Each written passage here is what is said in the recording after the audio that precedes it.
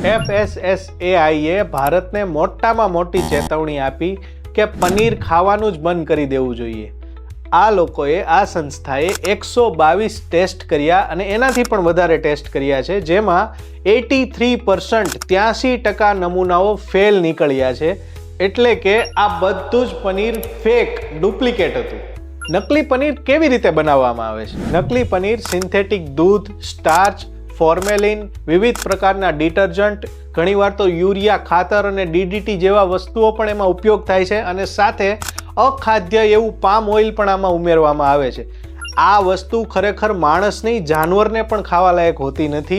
હવે મેન વાત એ રહી કે આ ડુપ્લિકેટ પનીર ખાવાથી તમને શું થશે? જો શરૂઆતમાં તો પેટની વિવિધ સમસ્યા થશે, વધારે પડતું કન્ઝપ્શન થશે ને તો લીવર ડેમેજ થશે, ઘણા કેસીસમાં તો પથરી પણ થતી હોય છે.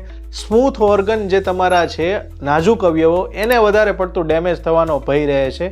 એટલા માટે જ્યારે પણ તમે પનીર ખરીદો ને, વિશ્વાસપાત્ર જગ્યાએથી ખરીદો અને સારી બ્રાન્ડનું ખરીદો.